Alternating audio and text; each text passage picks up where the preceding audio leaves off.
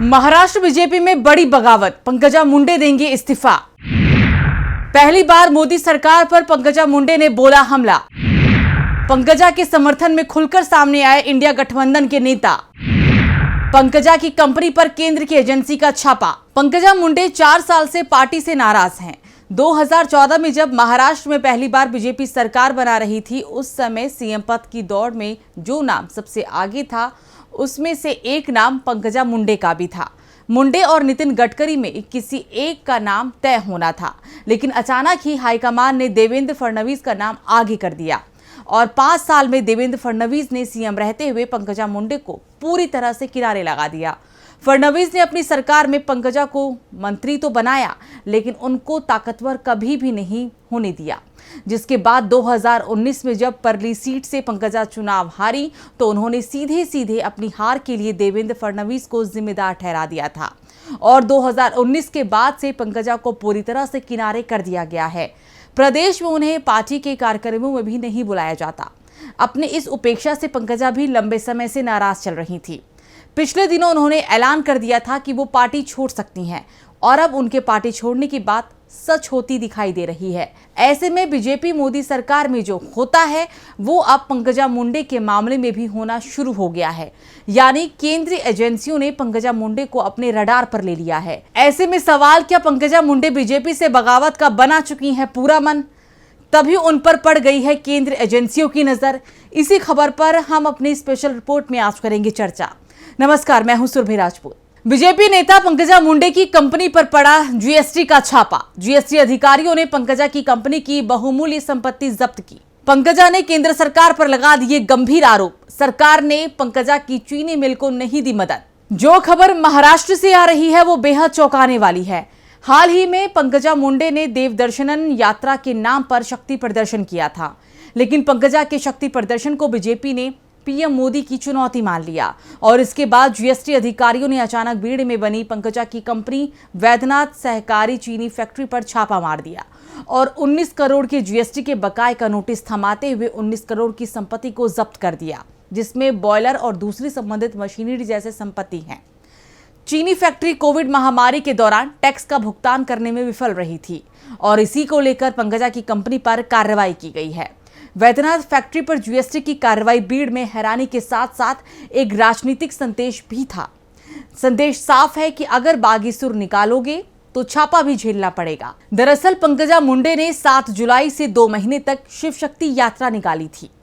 10 जिलों का दौरा किया था और ये यात्रा पार्टी के बैनर तले नहीं, बल्कि खुद के बैनर तले निकाली गई थी और इस यात्रा से ही पंकजा और बीजेपी हाईकमान आमने सामने आ गए थे। और अब जीएसटी छापे ने साफ कर दिया है कि महाराष्ट्र बीजेपी में बड़ी बगावत की तैयारी हो चुकी है। पंकजा मुंडे ने हाईकमान को घेर लिया। उन्होंने कहा कि मुझे पार्टी की अंदरूनी राजनीति का शिकार बनाया गया है। हमारी फैक्ट्री वित्तीय संकट का सामना कर रही है और समिति धन के कारण हमने पहले किसानों का बकाया भुगतान करने का फैसला किया था। हमें सरकार से वित्तीय सहायता की जरूरत थी। दूसरी मिलों के साथ हमारी चीनी मिल का नाम पहली सूची में था, जिसे सरकार ने मंजूरी के लिए भेजा था, लेकिन मेरी फैक्ट्री को छोड़कर बाकी सभी फैक्ट्रियों को वित्तीय सहायता मिली। पंकजा मुंडे बगावत करने की तैयारी में तो हैं, तो वहीं इंडिया गठबंधन की ओर पंकजा का समर्थन भी किया जा रहा है। एनसीपी के कार्यकारी अध्यक्ष सुप्रिया सुले ने पंकजा का साथ दिया है। उन्हें सोशल मीडिया पर पोस्ट कर लिखा, बीजेपी के मूल कार्यकर्ताओं की स्थिति यह है कि पुरानी हिंदी फिल्मों का गाना अपनों पे सितम गैरों पे करम याद कर लेना चाहिए। बीजेपी के वफादारों के साथ कितना अन्याय होता है, इसका उदाहरण देना हो तो पंकजा मुंडे के साथ हुए व्यवहार का उदाहरण देना होगा। दूसरे दलों से बीजेपी में आए नेताओं की फैक्ट्री को मदद का हाथ दिया गया है, लेकिन पंकजा मुंडे की फैक्ट्री को इससे बाहर रखा गया। दिलचस्प बात यह है कि पंकजा की फैक्ट्री करोड़ों रुपए की आयकर छूट योजना में शामिल नहीं है।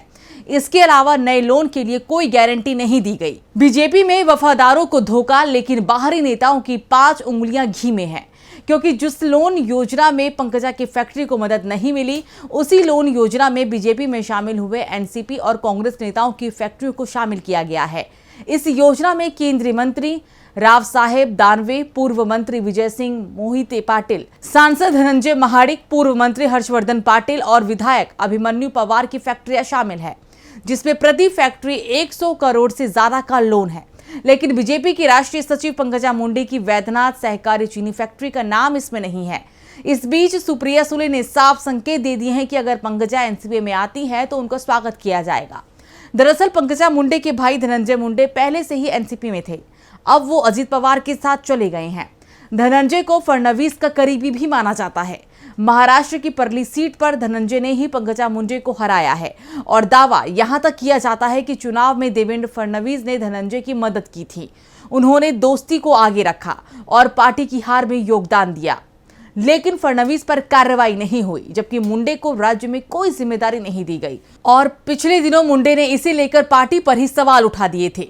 मुंडे ने कहा था कि पिछले 5 सालों में कई लोग पराजित हुए, फिर भी इन 4 सालों में 2 दर्जन लोग विधायक बने, मंत्री बने, लेकिन मेरा नंबर नहीं आया। लोग चर्चा करते हैं कि अब पंकजा क्या स्टैंड लेंगी। मैंने कई बार अपनी भूमिका स्पष्ट की है, उससे फिरूं। मैं इतनी लुंचपुंज व्यक्तित्व वाली महिला नहीं हूं। जिस तरह राम के धनुष से बाण छूटे तो वो वापस नहीं आ सकता, वैसे ही मेरे शब्द मुझे वापस लेने पड़े, ऐसी नौबत ना आए। जो कहा उसे वापस लेने की नौबत नहीं आई है और आगे भी नहीं आएगी। पंकजा अब खुलकर बोल रही हैं। उन्होंने साफ कर दिया है कि वो जो कदम एक बार उठा लेंगी तो फिर वापस नहीं लौटेंगी। वैसे पंकजा के लिए कांग्रेस और शिवसेना उद्धव गुट दोनों ने अपनी पार्टी के दरवाजे खोल रखे हैं। फैसला पंकजा को लेना है कि वो किस दल के साथ आती हैं, लेकिन ये तय माना जा रहा है कि वो बीजेपी छोड़ने वाली हैं। और पहली बार जिस तरह से उन्होंने केंद्र सरकार को ही अपने निशाने पर ले लिया है, उससे ये भी साफ हो गया है कि अब वो बीजेपी से दूर होती जा रही है। पंकजा मुंडे अगर बीजेपी छोड़ती हैं तो बीजेपी के हाथ से बहुत बड़ा ओबीसी वोट बैंक निकल जाएगा। दरअसल पंकजा के पिता गोपीनाथ मुंडे ने महाराष्ट्र में बीजेपी को मजबूत बनाया था। इसके लिए उन्होंने ओबीसी जातियों को एकजुट किया और माधव समीकरण तैयार किया। माधव का मायने मां से माली, ध से धनगर और वा से वंजारी, बंजारा शामिल है। और इन पर यह समीकरण 100 से ज्यादा सीटों पर असरकारक था, लेकिन देवेंद्र फडणवीस के सीएम बनने के बाद ये कमजोर पड़ गया है और यही कारण था कि बीजेपी की सीटों की संख्या महाराष्ट्र में तेजी से घटती दिखाई दे रही है। पंकजा मुंडे अगर बगावत कर जाती हैं तो फिर बीजेपी के लिए महाराष्ट्र में बेहद ज्यादा मुश्किल हो जाएगी। सबसे बड़ी बात, इस समय महाराष्ट्र बीजेपी के पास पहले से ही ओबीसी नेताओं की कमी है और जो बड़ा ओबीसी चेहरा है उसे किनारे लगा दिया गया है। वीडियो हमारी कैसी लगी कमेंट सेक्शन में बताइएगा। चैनल को सब्सक्राइब करिएगा, वीडियो को लाइक और शेयर जरूर करिएगा। नमस्कार। हमारे चैनल से जुड़े रहने के लिए YouTube पर टाइप करें DB लाइव, सब्सक्राइब बटन को क्लिक करें और बेल आइकन को दबाना न भूलें ताकि खबरें आप तक पहुंचती रहें। देखते रहिए DB लाइव, क्योंकि यहाँ हैं खबरें लगातार।